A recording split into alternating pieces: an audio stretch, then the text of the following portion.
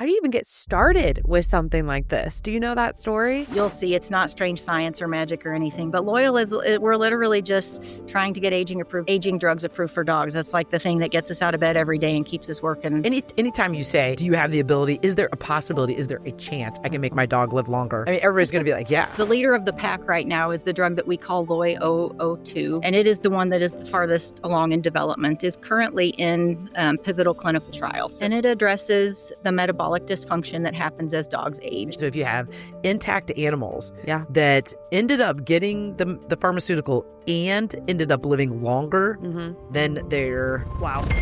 Whoa. Lifespan extension in dogs is really more about extending their quality of life and giving them more of that time where they feel good. Hello, everyone, and welcome to a special episode of the Veterinary Roundtable, the podcast where we answer your veterinary-related questions while having some fun along the way. If you enjoyed today's episode, be sure to leave us a review on your podcast provider of choice. And if you have any feedback to offer to improve the Veterinary Roundtable, let us know. All right. Before we get into introductions, don't forget to check out our social media channels. We have an Instagram and TikTok at the Veterinary Roundtable. We also have a YouTube channel, the Veterinary Roundtable, where you can find our video podcasts. They're published there. So if you like to watch us rather than just listen, you head over there and check it out. We still are using that text message feature. So all you have to do is in the podcast provider that you choose, you click on an episode, there will be a link. It'll say, send us a text message here. Click that, type whatever you'd like. If you do want to shout out on the podcast, you have to include your name. Otherwise, it comes through as anonymous. We like names. We love names. We like to know who you are. Love it. Yeah, because they're fun names. Yes. Okay. Sometimes they're difficult. Then we stress out. Yeah, that is true. Yes, exactly. I'm Dr. Ashlyn Duckwall. I'm Courtney Allen. I'm Dr. Emily King, and we are on the Veterinary Roundtable.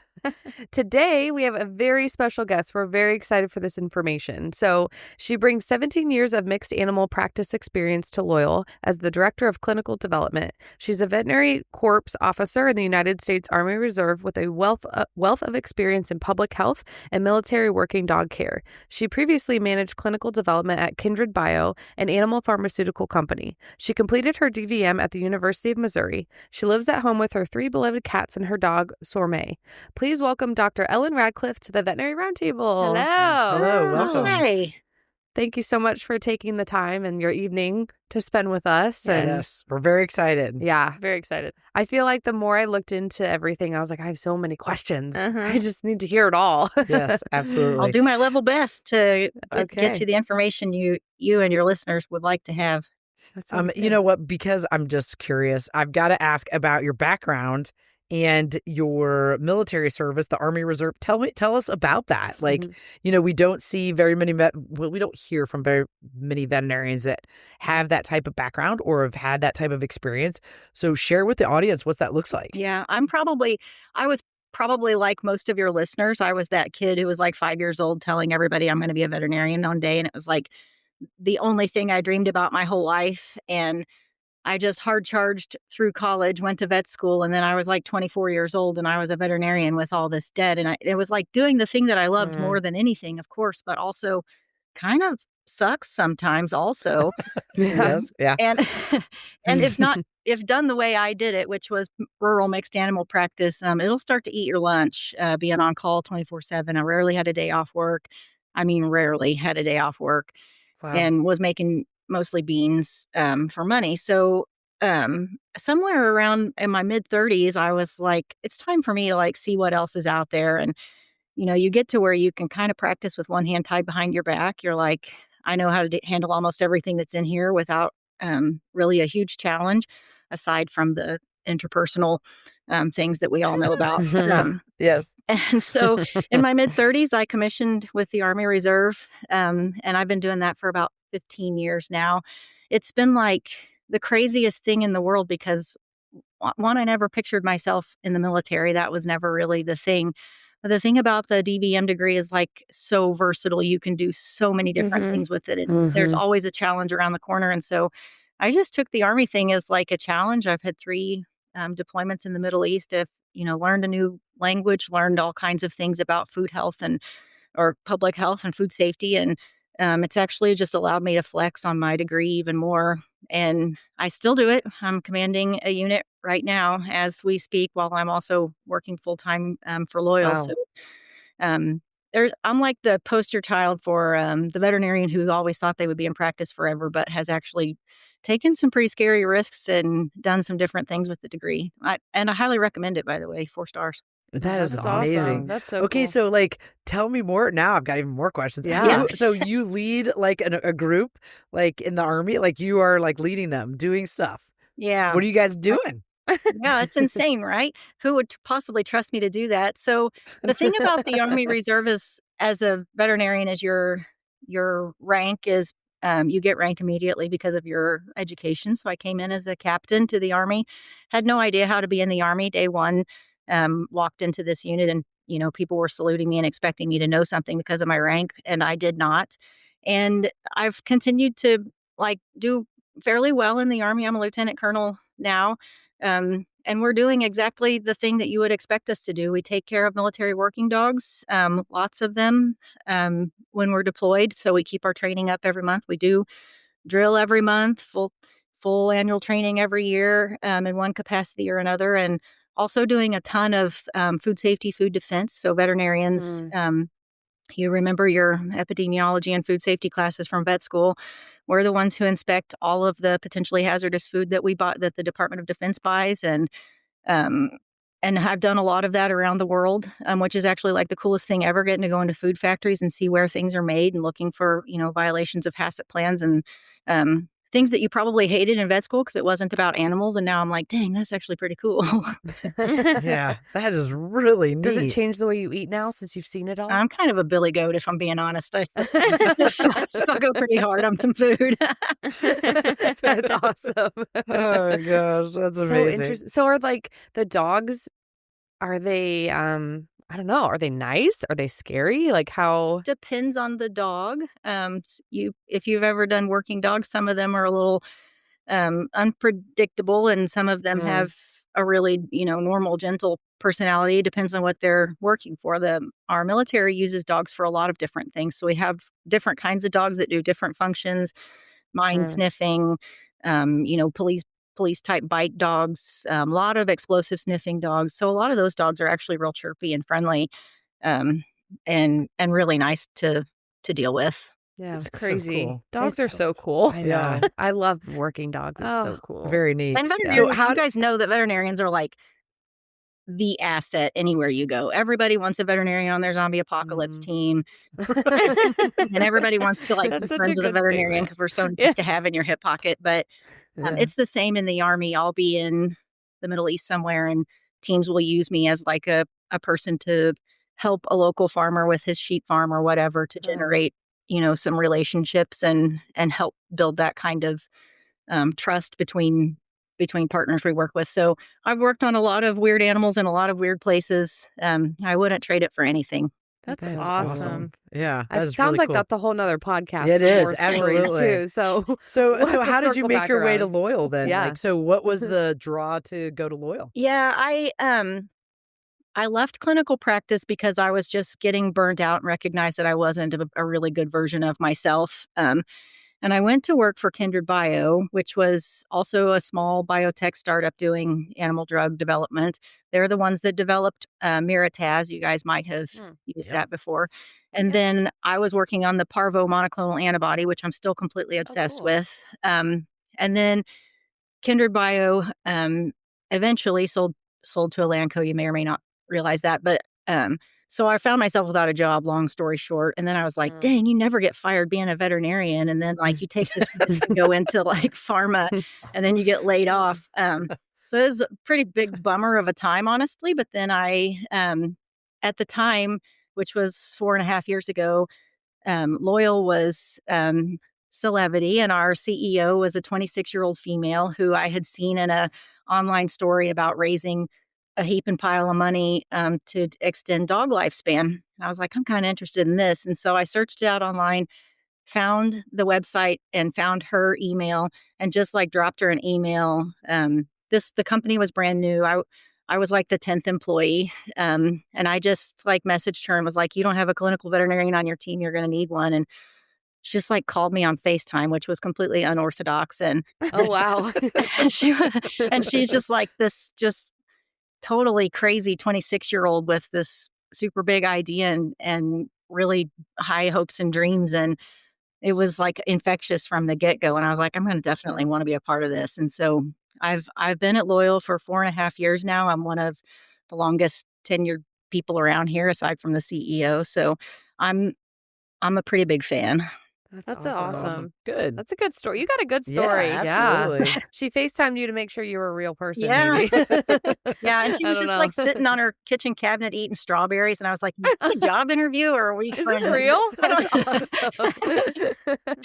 I love it. Sounds pretty cool to me. Yeah, exactly. Okay, that's pretty cool. So then, what with Loyal's work, we know kind of basically I guess let's recap for our listeners. Okay. Can you just go into explaining what Loyal is and all that stuff? Then yeah, we can go from there. Yeah, the jumping off spot is that we're a biotech startup. Right now we're pre-revenue. We have no products on the market yet. I'm knocking wood and you can't see it, but we're a very small company, about 40 people, based in the Bay Area of San Francisco, and with the the number one mission, the moonshot, to get aging drugs approved for dogs. And I think that you guys kind of reacted the way when you mentioned Loyal back in February. You guys are like the healthy skeptics, which is totally the veterinarian way to be. So congrats on checking that box. Check that box. Glad we could help. We're such a skeptical bunch for sure. But I think that as we talk, you'll see it's not strange science or magic or anything. But Loyal we're literally just trying to get aging drugs approved for dogs. That's like the thing that gets us out of bed every day and keeps us working every day. So cool. That's amazing. Because it's more important that dogs live longer than humans. Let's be real. Bingo. I mean, to be honest, too, it's such I don't know how to say it. It's a good market for it, especially now with how people are viewing their animals these days. Yeah. Like going true family members and their quote unquote furry kids, things like that. So the timing is right for sure. Absolutely. Yeah. So what are you most passionate about as being part of Loyal? Well, I'm, all things veterinary medicine always. Like you can't ever stop being a veterinarian even for one single minute of the day, which is not always fun for everybody around you. Like when you're talking about, abscesses at the dinner table or something. But it's pretty much I think it's my most important role here at Loyal is just to always be the veterinarian in the room who's helping everybody keep in mind. It's weird because we actually have two consumers. We have veterinarians and we also have dog owners. Mm-hmm. And in veterinary medicine, there hasn't been a ton of pharmaceuticals that come out where owners drive the prescribing of them.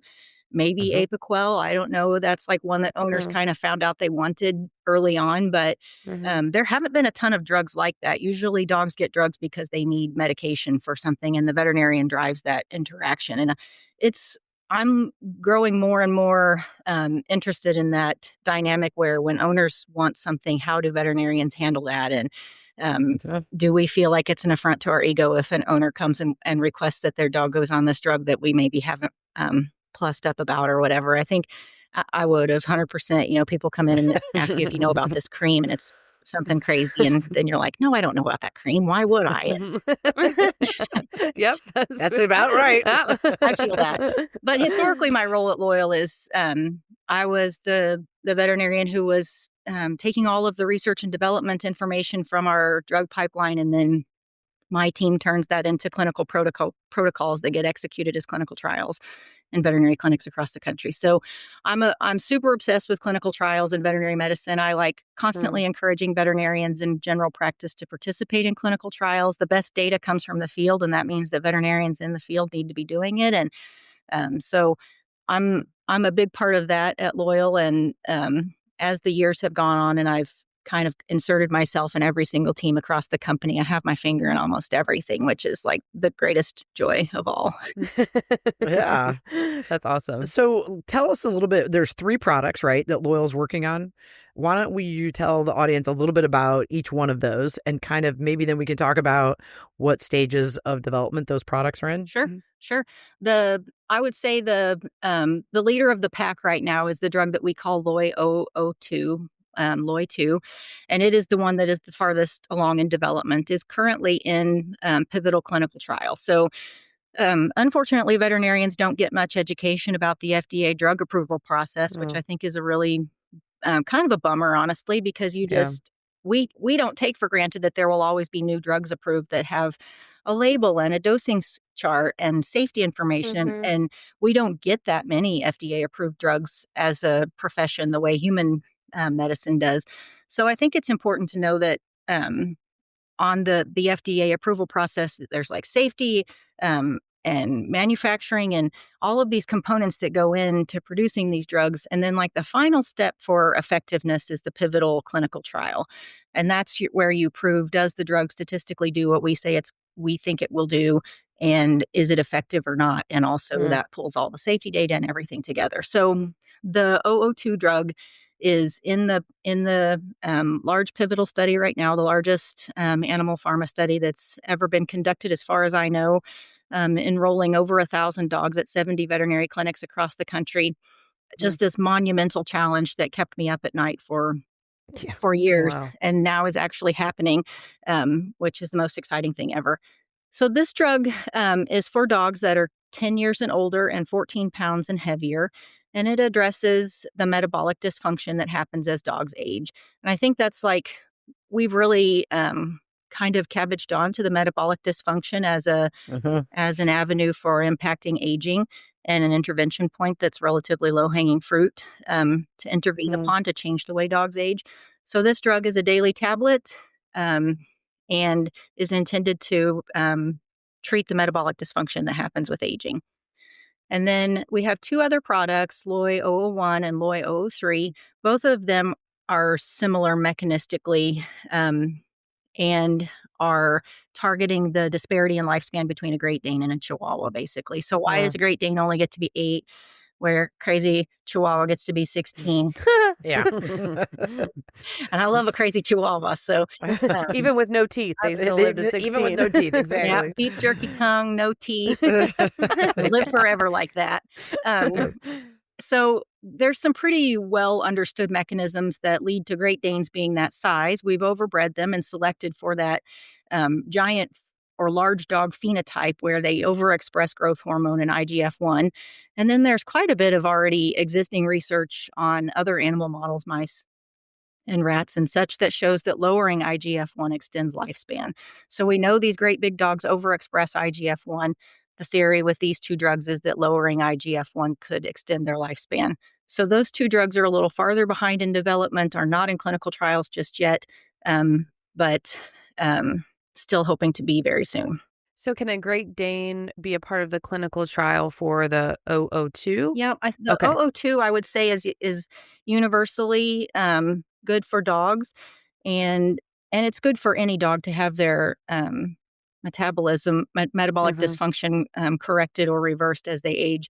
And honestly, the IGF-1 lowering is impacting the metabolic system of those large breed dogs. It's actually, once you kind of get past the IGF-1 and you understand that IGF-1 is like this hormone that's super useful when you're growing, because it helps your bones and your muscles and all the parts of the dog body get bigger. But then after their full mature size, IGF-1 kind of runs around being a little bit of a home wrecker and accelerating aging at the cellular level. So I think both of them are really targeting metabolic dysfunction, just a slightly different pathway.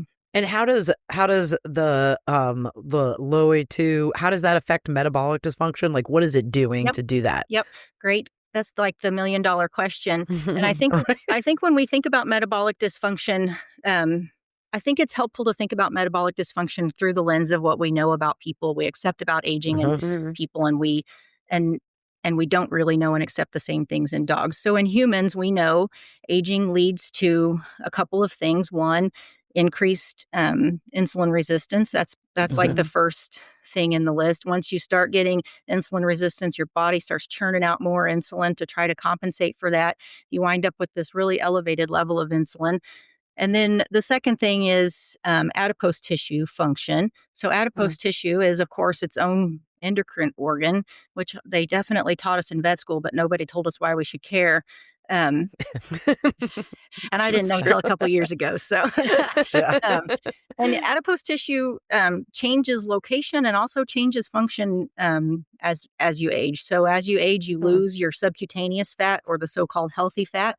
It redistributes to your visceral space as just part of normal aging, and that visceral fat sits in there and gets real naughty. It starts like changing its secretions. So instead of like beneficial adipokines, you start getting all of these chaotic ones that increase inflammation and cause a predisposition to all kinds of diseases.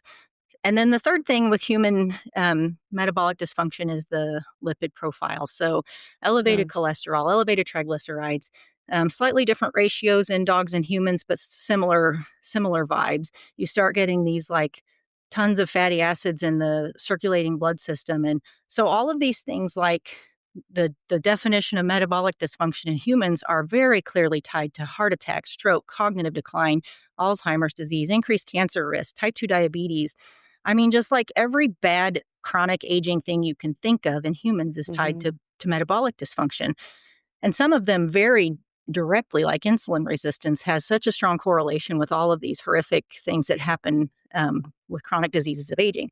So I don't think it's a big ask to ask veterinarians to consider that these exact same things happen in dogs. Just because we haven't known it or weren't looking for it doesn't mean it wasn't happening. And I think what's actually going to happen is, as we publish more and more of our data and veterinarians, get this information in their heads, you won't be able to turn away from it. Like if you know that dogs are walking around being insulin resistant, we don't check the insulin on a dog, like never, unless we think they have an insulinoma. And so like trying to get veterinarians to mainstream some of these, markers and seeing how dogs are aging healthfully or not in a healthy way, and getting those things intervened upon, which we all know diet and exercise helps. But what if you could also add a pharmaceutical that helped improve metabolic function? It seems like a no-brainer. Well, and I think with the general population right now being educated on metabolic dysfunction, it's a hot topic. For sure. For people. And once people start, then it's going to extrapolate down to pets. Like they're going to want to do that. That's what we see all the time is with certain things that, it ends up trickling down to veterinary medicine and people wanting to do the same things they do for themselves for their pets. Yeah. Yep. And so I have no doubt that you're going to see clients. And anytime you say, do you have the ability? Is there a possibility? Is there a chance I can make my dog live longer? Heck yeah. I mean, everybody's going to be like, yeah. That's and so, not prednisone. And then, yeah. I mean, it's going to be huge. I mean, it's going to be huge from the pet the pet owner population asking for it. Now, is there, and there may be, I'm ignorant, I don't know, but is there a human equivalent already with this type of product that we're looking at with dogs, or is it going to be maybe more reverse? Yeah, I think there are a ton of human equivalents, because if you're talking about improving adipose tissue function and also impacting insulin sensitivity, there's a lot of drugs that do that in humans for preventing and treating type 2 diabetes. Now, dogs don't really get type 2 diabetes, but that doesn't mean that all the mayhem from insulin resistance isn't happening in the dog's body behind the scenes. So I think that dogs are a little bit different than humans for you. And you said there won't be many owners who don't want to extend their dog's lifespan, but I think it's like really super important to think about what lifespan looks like in dogs. And the majority of dogs, the majority of our patients die from euthanasia. And so you can't just extend that end period of a dog's life where they feel rotten and their quality of life is terrible. The name of the game has to be extending that period of life where they're like robust and resilient and happy and energetic and all of those things. And so lifespan extension in dogs is really more about extending their quality of life and giving them more of that time where they feel good. And we're not talking about snake oil salesman or anything like that. We're trying to hopefully get an extra year of healthy life out of dogs, which I think is honestly achievable if in the very near future with small interventions. Yeah, absolutely. What age so you're saying, so the one study is 10 years and older, right? So is that like the optimal age to start patients, or do you think that the drug is going to be approved for dogs even younger than that, depending on what they're challenged with? Yeah, that's like a super good question, and the answer is going to be really unsatisfying. No, that's not the optimal age to start. I think the optimal age to start is, I mean, just as a scientist, it makes sense that the optimal age to start would be before they start the downhill slide of aging. The thing about clinical trials for drug approval is that you're not necessarily designing and running a study for academic purposes or to learn the best way to do something. You basically, like I said, we're pre-revenue. You have to design a study that you can operationally execute on, that you can afford to run, that fits within the time span of whatever the timelines are with the FDA or whatever. So basically you try to optimize for as many things as you can and then accept the risk. The thing about the Stay study, which is the name of the study that's the LOI 002 pivotal study. The thing about it is that it takes dogs that are 14 pounds and dogs that are 175 pounds. And so the lifespan of that population is wildly different. And you have to like design your study and power your study to catch all of those. You basically start them on the drug and you're watching them age and seeing how long they live. So you have to try to capture that age where you're going to see enough of the dogs in your enrolled population get to the end of their life. So there's a little bit of statistics and, kind of strategy involved with clinical trials for pharmaceutical development. But when drugs get approved, they get approved based on the pivotal study. So the label that's on your FDA approved drugs is based on the pivotal study. So how long is the study going for? It may be somewhere listed, but 5-ish years. Okay. So we're about 15 months into it right now. Okay. We're over 1,000 dogs. We reached 1,000 dogs last month, which is absolutely mind blowing. And 70 veterinarians who are just in general practice around the country are running this clinical trial. It's actually like a really big feat of veterinary medicine, and I'm really proud of veterinarians for putting themselves out there and doing this, because it's kind of a pain in the butt. You got to keep data and learn the new computer system and learn about good clinical practice guidelines and all these things. But also it's so rewarding to get to be part of clinical research that produces a new drug. How cool. Yeah. This might be a silly question, but what are you looking for during the clinical trial, like in pet or patients that have gotten the medication? Like, are you checking blood work? How often are you doing it? What are you exactly looking for to know that the drug is working versus this is just how the pet was already going to live? Yeah. So I think the important thing to note is that if you're like approving a heart failure drug, that dog is his own baseline. So on day one, this dog has heart failure. You give him the drug for heart failure. At the end of the treatment period, does he have improved heart failure or not? In a study like this, we can't make each dog its baseline because we're not we don't know how long each dog is planning to live. Right. So you're basically making two very big groups, which in this case, the reason the study is so big is because you're just basically comparing group to group. So we're looking for lifespan extension. That will be the label claim. And the difference in lifespan will basically be between the treated group and the placebo group. So the study is, of course, placebo. I'm frozen. Hopefully you can still hear me. Yes, we can. The study is, of course, double-blinded. We have no idea which dogs are getting what. The veterinarian doesn't know. The dog owner doesn't know. And placebo-controlled. So 50% of the dogs are getting placebo. And the idea is that at the end of the study, you can compare those two groups and see what the lifespan was like between them.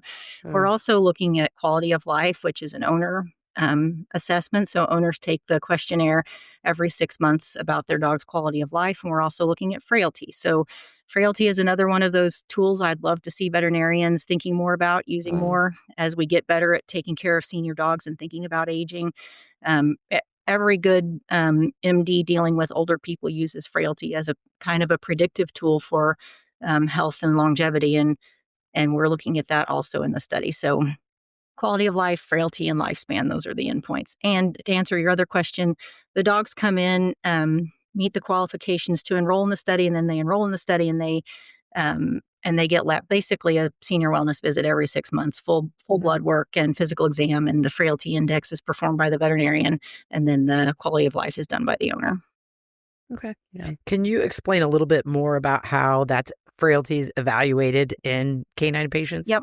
We're using the validated tool that was published by Bonzato and his team. It's a questionnaire, a veterinarian completed questionnaire that assesses like physical exam findings, takes into account their vaccination status, heartworm status, these kinds of things, and then asks a series of questions about their activity level and their mobility level, and then you get the clinical pathology results back. And does the dog have a hepatopathy? Yes or no? Does the dog have kidney disease? Yes or no?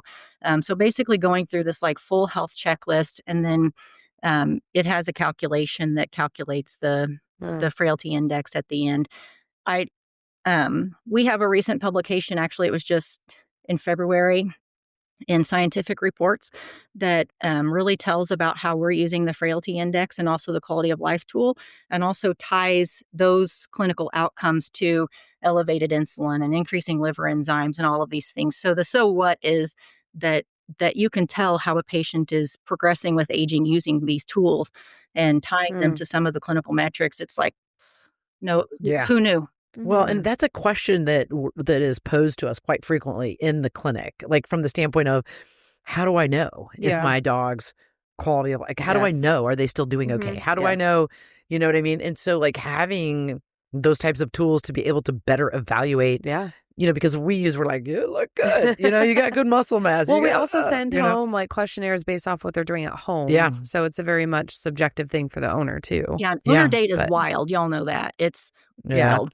And I think frailty is something where we would love to see veterinarians using in the future. Also, incorporating some of these things into your norms. Like, we all know that dogs over 10 years old are walking around with elevated liver enzymes. We look at their blood work, like, looks normal to me, and we move on for the day. But what if you were to track that trend over time, and you see that this dog's ALP and ALT are gradually going up over time, and that's an indication of aging that could potentially be harmful to the dog's health. All of these things, like tracking their insulin and seeing that their insulin has gone up 10 points over the last year, starting to look for these things that we know indicate unhealthy aging and trying to help them as much as possible with those things. I think that's the future of taking care of your dogs, for sure. So this may be silly, but like the only way for any of these patients in the clinical trial to get thrown out is by passing away, right? Yeah. Okay. I mean, they're technically they're not thrown out there like completing the study. They're completing the study. There is definitely a thing that we knew would happen, where dogs get to the end of their life, or to that point where their owner's just like, I can't do this anymore. Like, I don't want to bring my dog in for study visits and have blood drawn and stuff. And usually that's like right at the end of their life. So we are definitely allowing kind of an escape hatch for end of life concerns. But the idea is for them to stay in all the way to the end, because that's how you get the data on lifespan. And y'all, it's nobody's ever designed a study like this. And you're a veterinarian, you got a pretty thick skin about the only way off this planet, as my grandpa would say. So we're all pretty comfortable with that. But the reality of it is actually very, very sobering. And we're taking pictures of all of these dogs in the study, and we sit and monitor the data in real time and look at their pictures, and we sob when one dies, and we love them, even though we're just like a virtual company monitoring a clinical trial. It's actually amazing. These dogs' owners have, they're contributing. This will be the most massive data set of aging dog. I think it will probably completely change the way we do a lot of things. And these dogs and owners that are participating in this are the real MVPs, for sure. That's so cool. The only closest thing I can think of is that Purina study that was a retrospective study that I use all the time to tell. Well, I used to use all the time to tell owners about like arthritis in their shoulders and their hips, and they were separated at, like and you can make a really big difference. And you're speaking my language. That Purina study is honestly where it's at. The we know calorie restriction works to extend lifespan. Like those dogs had almost a 2 years difference lifespan just from calorie restriction. And that's insane. And so we know that it can be done, but we also know we're not going to calorie restrict our dogs. Absolutely. Am I calorie restricting my dog? She's so cute when she eats. I would never. And so the goal is to like mimic the advantageous biological pathways that calorie restriction activates. And that's the name of the game right here. They still get the same diseases. They still die of the same diseases, but you've kicked the can down the road on those diseases 2 years. So are you still, I thought I read that you can still enroll in this study, or is it closed down? Okay. Because I saw Indiana had a spot that you could still enroll. So just saying. We're still enrolling. Get my dog in there. What do you think the difference between intact dogs and neutered, like spayed and castrated dogs, as far as like, is there anything to know the difference? And then you add in, the new drug or pharmaceutical, like what is that like? Yeah. Does it make any... Honestly, we're not assessing that in the study, but there is, the vast majority of dogs in the study are neutered. So I don't know if we'll have enough data in the end that we can we probably will have enough data in the end to assess that. But that's like one of those things that you talk to 5 veterinarians and see how many opinions you get about. Yes. That's literally what I tell my owners. I'm like, you could get an answer. A whole so different. A whole set of answers. Yes. Well, because it would be really interesting. You have so many animals, right? So if you have intact animals that ended up getting the pharmaceutical and ended up living longer than their whoa. Yeah. That's going to be like a topic of conversation. Oh, yeah. Yeah, you can see how the hope is that the variance in dogs enrolled in one group versus the other, you hope it all comes out in the wash. So for every intact male dog in this group that gets the true drug, there will be one in the other group. You hope that there's one that does. Because it's completely randomized, by site and by dog enrollment rate. So there's no way of knowing, but I have to think that we're going to continue to enroll up to 1,300 dogs. I have to think in groups of 650. You're going to see every variation on a dog theme in both groups. Yeah. It'd be so fascinating to see it all come together. Oh, so interesting. What can you kind of explain? There was the pilot study first. Was that a different setup than this pivotal study then? Like what's the difference? What's the data there? Yeah. So in the thing about pilot studies in a normal drug company is you're running it to help inform how do we run the pivotal study, or what things might we see to change the way we want to evaluate the effectiveness of this drug. But there's really no such thing as that for lifespan studies. You get basically one crack at a lifespan study because it's 5 years long. It's extremely expensive. It's complex. So you don't get to run a pilot study for lifespan, but the pilot study was really, which was in 60 dogs. The majority of that was looking at the clinical target population and seeing their, biomarkers moving and detecting any safety signals in their lab work and stuff like that. So it's kind of just like establishing a baseline for the drug before you go into a 1,000+ dog pivotal study. But that we won't know until the end of the study if it extends lifespan or not. And sometimes drug companies, you pretty much know pimobendan's going to do what we say it's going to do because we've all been using it for so long. You don't really know till the end of the pivotal study if it works or not. It's a long way down the trail, but we are. I don't know if you guys have read about this, but we're pursuing the expanded conditional approval pathway, which could allow the drug to be on the market within the next year with a conditional approval label. So that means that the safety dossier is complete and exactly the same. The manufacturing is exactly the same. All of the submission is exactly the same, except for the effectiveness piece. So the FDA has already given us reasonable expectation of effectiveness on this drug, which means we've submitted this unbelievably huge amount of our preclinical and clinical research and information about the mechanism of the drug. And the FDA gave us the thumbs up that they agree that it should work the way we describe it. Wow. And so the drug could go on the market potentially if we can wrap up all the other components within the next year. That's insane. Wow. So pitching all of that information and what you had, was that kind of like I said pitch, but was that like kind of your pitch to the FDA? Like, hey, give us a shot to do this pivotal study?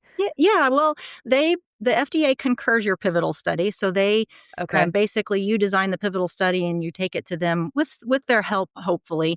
And they basically say yes or no. If this study runs the way we've described it, if it gives us the outcome that we have described as effective for the statistical analysis, do you accept it? And so the pivotal study is concurred by the FDA. They've agreed that if we run it the way we said we were going to run it and it works, then you should be good to go. The reasonable expectation of effectiveness is a little bit different because you're basically asking them to buy into data that describes and elaborates on the mechanism and why that mechanism should do what you think it's going to do. So tons and tons of research involved in getting to that point. And we actually, the 001 product and the 002 product, we have reasonable expectation of effectiveness for both of them. So the FDA agrees that both of them should work. That's awesome. Should work. Yeah, that's really neat. It's very cool. It's very cool. So like, where do you put in all the different breeds? Like, do you know what I mean? Like, is there going to be like a way of telling, like, I don't know, like, well, I guess my breed differences with I don't know, maybe I'm saying it wrong, but like, okay, you got your Doberman who comes with a predisposition to DCM. You've got your Goldens, unfortunately, predisposition to neoplasia, things like that. So is that what you're asking? Yeah. Like, so like, then do you see that those particular diseases, are we thinking that will extend like normal lifespan before they get those? Like, yeah, I mean, if I had to tell you what I hope, I would say that's what I hope.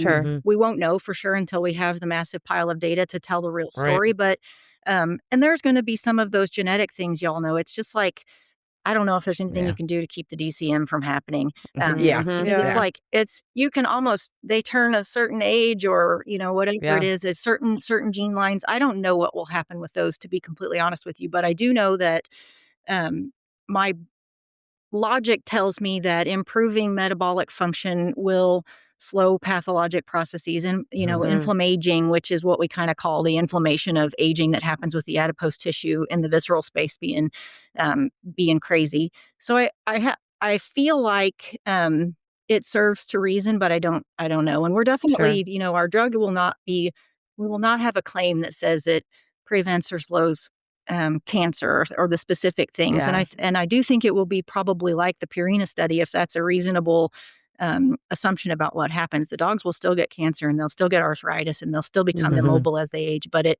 hopefully will be further down the road. Yeah. Yeah. Yeah. It's so interesting. Cool. Okay. So how does one come up with this idea? Like, how, I know you kind of spoke with how you got into Loyal. I'm like, how do you even get started with something like this? Yeah. Do you know that story? Well, yes. When Celine started the company, I think her vision was slightly different. She was very zeroed in on the large dog, small dog difference. And maybe in the beginning, the targets she was considering were different. But I think the way it happens is you hire a team of really good scientists, which Loyal has always been, just like these insane aging and metabolic scientists that are just like so much smarter than, like, I'd like to think veterinarians are pretty smart, but I realize on daily that I'm like the dumbest person in the room on the right side around here. So I mean, I think it's just like, a ton of research and a ton of really understanding aging. The aging field is its own thing. There's like a whole culture of aging science going on.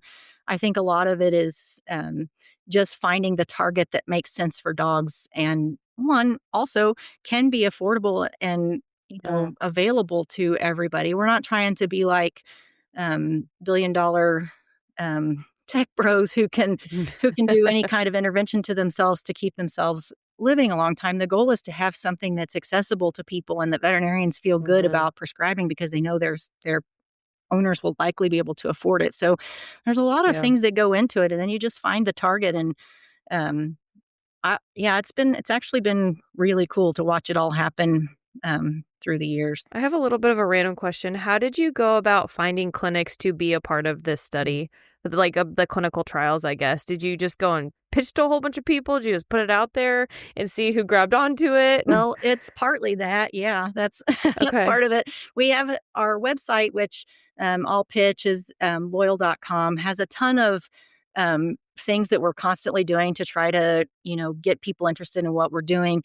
Or one of the earlier days of the company, I wrote a big blog post about why veterinarians should participate in clinical research. And then we take that on the road. I presented it at veterinary conferences. And then we also have been having a fairly lively presence at veterinary conferences and talking with veterinarians. And then we have Dr. Mary Harrison. I don't know if she knows everybody, so you probably know her. She works for us, and she was like unrelenting recruiting and hyping vet clinics up about participating in clinical research and recruiting sites. And it's actually been the coolest thing. I'm really proud of that fact, honestly, how many sites we have participating. We get average pivotal studies like 10 clinics, Yeah, looking at the map, it's crazy to see how many dots are on that map on your website. Yeah. So just curious. I'm going to guess that we're not looking to extend cats' lives. No, I'm just kidding. Cats already live forever. I'm just kidding. That was a joke. I'll tell you one of our inside said that, King. Inside company jokes. I'm a serious cat person. Like, I kind of am a cat person more than a dog person, honestly, because I like how aloof they are and they're funny. And I would love to extend cat lifespan, but for now, one thing at a time. But we always joke that the spinoff company will be called Disloyal for cats. That's awesome. Some of them act so disloyal, I know.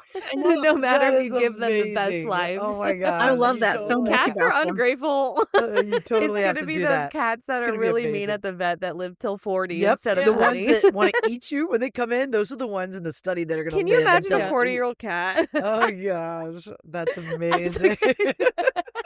It'd be so crunchy. Oh, my gosh. Oh, my gosh. That's a great image. Oh, God. Chat GBT that. Yes. 40-year-old cat. Yep, exactly. Wow. Oh, That's my gosh. I can't wait for that.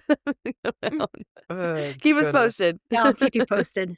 I feel like in a way we're kind of going through all these. I'm trying to catch up here. And I'm looking through it. I feel like we've hit on a lot of it. Want to talk about safety really quickly? Yes, actually, that is on that's here. on here. We didn't talk about that. Oh, yes, that's yep. I just looked at that. Yep. I feel like that's one of the big things that veterinarians always want to know. Like, what is it? How's it work? And is it safe? And I just like, although we're not 100% prepared to talk about the safety data out in the open just yet, of course, if the drug becomes conditionally approved, there will be a safety label on it, which will also give you full safety details. But we have a very strong conviction that lifespan drugs should not be unsafe. It does not even make sense to give a dog a drug to extend the lifespan if it makes them have side effects every day. That just makes no sense. So very safe drugs are like the baseline operating level for us, and I think that with the safety data we're collecting and the volume of safety data we're collecting, I think it will be really nice for veterinarians to have such a safe drug to prescribe to keep dogs healthier for longer. So the data will be forthcoming, but for now, it's front of mind for us every day. Do you look at then? I don't know. I guess maybe not in this specific study since you formulated it so specifically, but like you have a dog on Apoquel daily. You have, I don't know, Rimadyl, like those things like that. How do you evaluate then like the safety of the loyal drug? And I guess, are there any contraindication? Like, is that all figured out again at the end of all the data or? Right. That's exactly it. So the recruiting dogs that are 10 years and older, these dogs, some of them are on the longest concomitant medications list you can ever imagine. Yeah. And so that's a very big part of long-term safety is if there are any safety signals looking for consistencies in what other drugs. I don't expect, I expect this population of dogs to be taking a lot of medications already, and I expect the safety to still be fine. Makes sense. I would think, yeah. Yeah, I mean, sure. and there's so many different drugs they could be on when you walk in. It's shocking, honestly. Oh, I can't, that's why I think you laugh, because I can only imagine. Yes. An old dog getting carried in on 10 meds for different things. I'm thinking of Bocce, whatever. Oh, yeah. We just had a 20-year-old dog that we just saw her went to rest. Yes. R.I.P. Bocce. But yeah, he was on a long lot list. of stuff. Yeah. Actually, it wasn't on that many. He lived a long life, though. Anyway. I mean, pretty well. 20. He did. Oh, That's yeah. anybody's standards. He might have been 20. He might have been 21. Dog. And like really just the last year and a half, you guys Yeah, really he went were down. like... He had problems. Yeah. Otherwise, he was great. Yeah, it's pretty I impressive. love a Maltese dog. Yeah. He got real crunchy. Yeah. Bring your little tear-stained face here and let me. Exactly. Oh, They're brown more than white. Oh, yeah, absolutely. Oh, jeez. Oh, I love it. I love it so much. I love old animals. I love Yeah. old people. I love all the oldness. I It's just so- hate that this thing is on video because I have to like fight my urge so hard to do like a comedy bit where I imitate dogs. We do it. It's okay. We do it all the time. Because, a lot of people truly don't watch us. Most people Yeah. listen. So go ahead. Yeah. That's a total trick. I mean, you don't... I promise. That is, I am not lying. Nobody's I promise. gonna you. watch. Come in, Evan. Oh, jeez. It might end up as a reel on Instagram, but that's it. Oh my God, even worse. Oh, goodness. What kind of dog is Sorbet? She's a Yeah. doodle. And listen, doodle. I'm not accepting your abuse about owning a doodle either. So keep it to yourself. She already was jumped coming. to defense. Yeah. I'm her third. This is like, veterinarians don't get to choose their dogs. This is, Yeah. I'm her Mhm. third owner. Is, every Oh. animal I've got's ratchet and missing eyes and and it's a ragtag bunch of misfits that Yeah. just like I know y'all do the same thing. Oh, Well, that's so oh, funny you say absolutely. that you don't get to pick your own animals. That's hilarious because Never. that's how I have my dog right now. Yeah. I didn't pick her. Yeah, they Yeah. just Holden kind of just dropped flock her off to you. my house. Or the broken ones find us, or yeah. Well, we're that's so also a funny. sucker for those things. We want to Yeah. fix them and then see them thrive Yeah, after we we do. fix them. Yeah, we so, do. Yeah. There's yeah. a little bit of competitiveness there, isn't there? Oh, absolutely. Yeah. You got to prove your worth. It's like exactly. if you're a hairdresser, you got to have good hair because you got to show your product. If you're a dentist, you got to have good teeth. Like, that's what I think. Oh, There's no pressure gosh. there. I don't know what Yeah. it says about me that I took in the anxious dog that nobody could cure, and she's still Oh. anxious. But I give her a lot of Lexapro, and I'm taking my best stab at it. It means you And, have patience. That's what that means. You have a lot of patience. Exactly. So Exactly. that's all. That's good. Okay, let's see. So you said 5 years is a study. So we'll have you back on in 5 years. Oh, I love it. And we'll go through the data together. Just kidding. That sounds like a headache. I'm gonna be honest. Like We'll all let of you that. handle that. It's going to be nightmarish, no doubt about it. Yeah. Maybe So we do you should get talk to again write- if the drug gets conditionally approved, and we can talk about how Yeah. you guys are liking it. Yes. Yes. Okay, that sounds I think good. that sounds good. That Do sounds you have fantastic. to write the fun scientific article then when the data comes out? Yeah, yeah, Yeah, you that get to will do that. definitely be my job. Maybe by then I'll have a team of people who who are ready to tackle it on our behalf. But that's Yeah. actually half the fun. I think like having you write something and it's 1,000 pages long, and you get to the end of it and you finished it, and it's like tells this Yeah. unbelievable story. It's a labor of love. You got to Oh, be absolutely. mission oriented, right? So I guess, okay, I have a question though. If it becomes conditionally approved, how would one go about getting it then? Do you know that information? Yeah, I do kind of know it. We'll be selling through channels. It will be prescription, obviously. So Okay, yeah. there will have to be a prescription that comes from y'all before your dog owners can get it. I think it's TBD on the distribution at this point, though. Sure. But it would be like the parvo drug, Yeah. Well, right? the parvo drug, Like, now it's fine. Now it is. But when it first came, right? Wasn't it conditionally approved when it first came out, and then now it's same been vibe. okay. So y'all remember with conditional approval, the drug has to be used according to the label claims. You can't like be out there Wild West in it, writing things off label. Yeah. This is like something that the human field does not understand. Veterinarians are so comfortable with off label use of everything. We will use anything. We will break any into Yeah. as many pieces as we can to make it Yeah. or pig, or we are Wild Westing it most of the time. But during conditional Yes. approval time frame, you really have to. You literally can't. You literally can't. Yeah. It's against the law. Yeah. Yes. Do not do Don't it. do it. Will there, if it gets to that point, will there be like a specific what am I, like a list that you're going to like, that'll tell vets like what to look for before you prescribe it to an animal? Will it be the owner coming to us asking for it? Do we mention it to the owners? Yeah. Like, how would we go about that? I don't know if that's like such a good question, honestly. That's a really loaded question. Yeah. No, Courtney, that's the $1 million question. I think the thing is that what I hope is that veterinarians will start learning about aging and metabolic dysfunction. And I hope that we can find a way to have effective outreach. We do have a ton of free continuing education courses on our website, loyal.com, and click on the 4Vets thing. We've got free CE that people can take. And veterinarians start to think about this and implement it as part of their preventive wellness plans as dogs age. And with that, I also think you're going to get a ton of owners who come in and want it because because they've heard about it. And I think, veterinarians should be prepared, I think, to talk with people about it and explain how it works and why it should work and all of these things. And also be prepared to accept that it's not a miracle drug. You're not going to give a sick 12-year-old dog this drug and they're going to suddenly recover from whatever it is that ails them and live another year. That's just unrealistic. So think about it as your brains already are about increasing that period where they're healthy. I really think that's going to be the magic, and teaching owners about that too. And there's nothing like this in Europe yet. No, the United States is going to have something first. I know. We have the opportunity. We have the opportunity to bring the first aging drug to market. So I that's like in my head sometimes. I'm like, this is cool. I'm excited.